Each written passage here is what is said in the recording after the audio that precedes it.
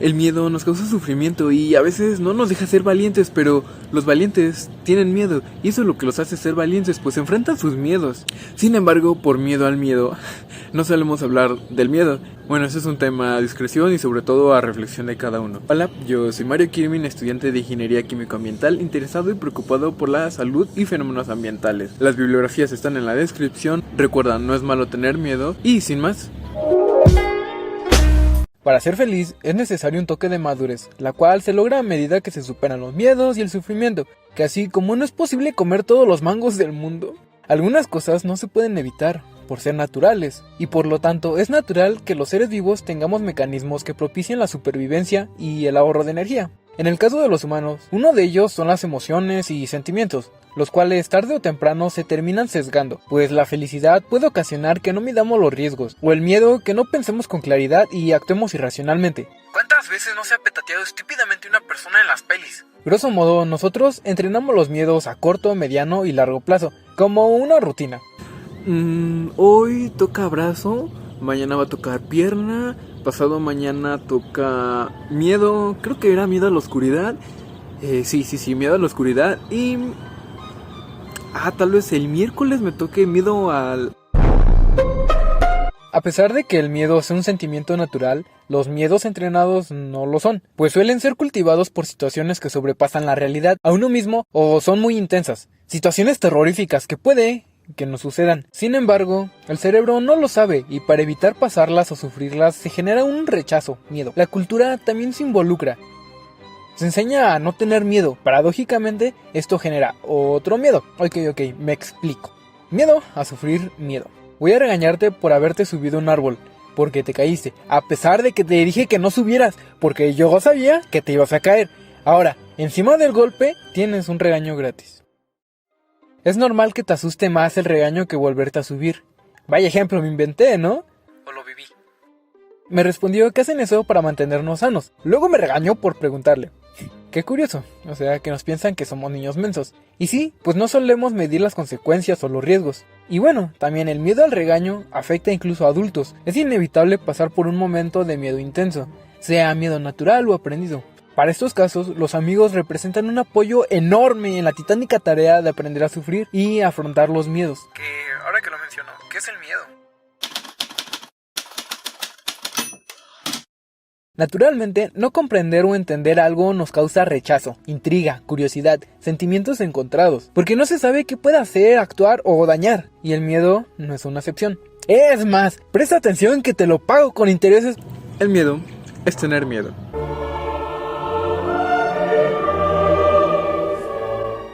El miedo puede interpretarse como un sentimiento social e individual, pues para tener algún tipo de miedo es necesario tener un impacto cultural y aparte experiencias propias. Sin embargo, en esta sociedad el miedo está mal visto debido a la irresponsabilidad y represión de contenidos heredados a lo largo del tiempo, que por fortuna o desgracia cultivaron lo que es la cultura de hoy en día, la cultura actual. Pues en los últimos días, De cuando hice la investigación, fue la película de Red.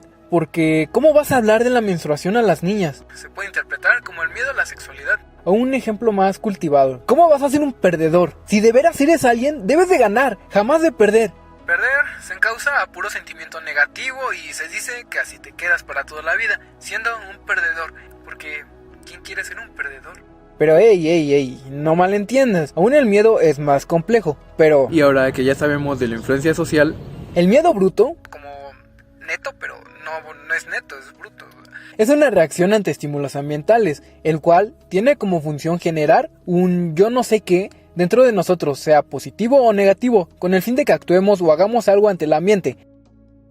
El ambiente puede ser social o natural. También es como un indicador de cómo nosotros nos sentimos ante una situación. Frente a un oso, pues mal, porque ¿qué haría un oso en mi casa? Ya. Frente al crush, pues miedo a hablar de videojuegos o decir...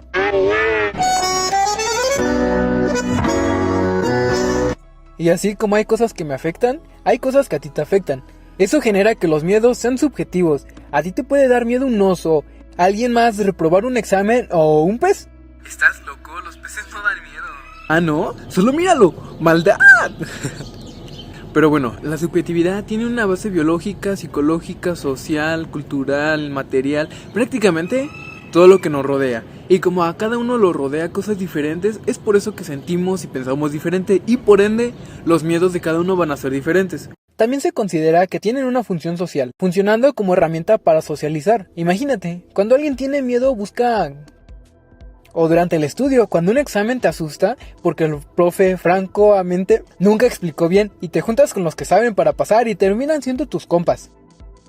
Pues el miedo genera 3 reacciones: la huida, el cambio y la acción ante una situación de sufrimiento, solo para evitar ese sufrimiento. Antes a lo mejor era huir de dinosaurios, cambiar de hábitos porque las moras eran bombas y hacer algo porque los extraterrestres atacaban las pirámides. Eso no cuadra con la línea temporal. En la mía sí, déjame. Por estas reacciones es que el miedo es considerado como un sentimiento primario, básico y natural que puede impulsar a la razón, ¿o no? Tantas aristas en el mundo desembocan en que no podemos decir que el miedo es totalmente bueno, ya que trae cosas buenas y trae cosas malas. Únicamente podemos decir que es natural, pues el miedo también tiene su lado malo. Ampliándolo un poco más, como la tarea que te envió tu compa con una letra horrible que parece hasta de doctor, pero sin embargo es necesario para poder entender el tema. Como vivimos en una sociedad y por tanto la razón puede contagiarse o ser implantada en un grupo de personas, el miedo también puede ser contagiado. Seguir a otros puede generar miedos excesivos, pues sus miedos ahora son mis miedos. ¿Por qué le temes a las cucarachas? ¿Porque a tus papás les da miedo? ¿Realmente las cucarachas son tan malas como creemos? Los miedos excesivos ocasionan generalmente que no se puedan enfrentar, que no se tome acción y que se ignoren, y diría, seguir con la vida, pero no funca así. Los miedos excesivos no tratados pueden generar algo desastroso, el pánico, el cual se caracteriza por un bloqueo físico y psicológico. Una vez como otras iba a la uni en bici así, todo normal, todo tranquilo, hasta que llegué a un cruce ahí por Plaza Patio, Plaza Sendero, cruce donde quitaron los semáforos. Pero bueno, yo me atravesé seguro, así lo más precavido posible, y aún así, casi me atropellan. ¿Por qué te cuento esto? Porque en aquella ocasión yo entré en pánico. Me bloqueé horrible cuando vi una camioneta acercarse hacia mí sin escrúpulos. O sea, en un momento nada más vi la camioneta y en el siguiente ya estaba en la banqueta. No sé cómo pasó, yo nada más sentí que mi cuerpo se movió, pero yo no recuerdo haberlo hecho. Simplemente pasó. Total, las situaciones de pánico desarrollan un miedo muy curioso. Miedo a pasar por el sufrimiento de entrar en pánico. A esto se le suele llamar como fobia. Y hay muchas, a las arañas, a las camionetas, a las banquetas, a los semáforos. Tener miedo al pánico genera dificultad a ser feliz, ya que se vive bajo estrés constante, debido a encontrarse alerta. Y como vimos en un video, el estrés constante disminuye la calidad de vida, aunque el sufrimiento es algo tan simple que se vuelve complejo. Es una sensación desagradable que provoca algún tipo de daño o dolor, el cual se relaciona con la falta de necesidades biológicas y, ¿por qué no?, alguna falta a la sociedad o a uno mismo. Aquí entraría la moral y la ética, pero no salgamos del tema. El sufrimiento como estímulo determina las situaciones de peligro real, pues solo sufrimos cuando se nos hace algún tipo de daño. Y bueno, la relación entre el miedo y el sufrimiento es que se alimentan al mismo tiempo. Un ejemplo muy rascuacho, ¿no? Pero pues real. Y sucede desde que somos pequeños, con las caídas, con los raspones. Cada vez nos fijamos más en qué hacemos para evitar ese dolor. Y al igual que el miedo, el sufrimiento no puede evitarse. Solo queda aceptarlo, saber que a veces vas a sufrir y pues ni modo.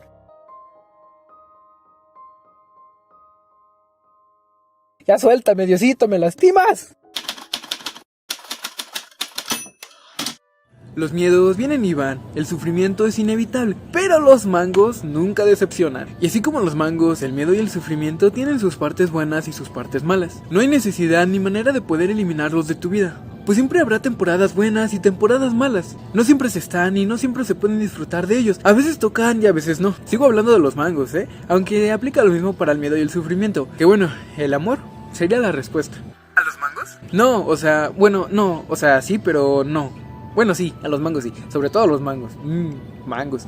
Pero también al miedo y al sufrimiento. Realmente no sabemos amar, nadie sabe amar y es muy complicado definirlo porque también es subjetivo. Cada uno constituye su concepto del amor. Sin embargo, se puede decir que es un sentimiento positivo hacia algo o alguien.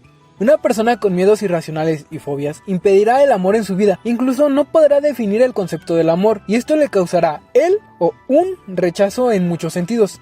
Paradójicamente, el amor es un factor importante para poder afrontarlos. Cuando de niño uno se caía del árbol, ¿cuál era la manera en que te sentías mejor? ¿Con el regaño? No, ya vimos que no. Nos hacía sentir mejor cuando nos consolaban y nos trataban con amor. Y a lo largo de la vida, una mala racha se puede sobrellevar con amor, consintiéndose a uno mismo, haciendo cosas lindas por uno, porque me amo y porque quiero estar bien. Y eso incluye a otros. Cuando nos aman, cuidan y hacen cosas por nosotros, nos sentimos muy bien. Muchos y muchos actos de amor vencen los miedos, pero no los miedos naturales, producto de algún riesgo. Pues si ves una king cobra, por más que le des besitos valientes, te va a picar y Te vas a petatear. tampoco se trata de ser valiente y no tener miedo nada más porque sí, porque la sociedad lo dice.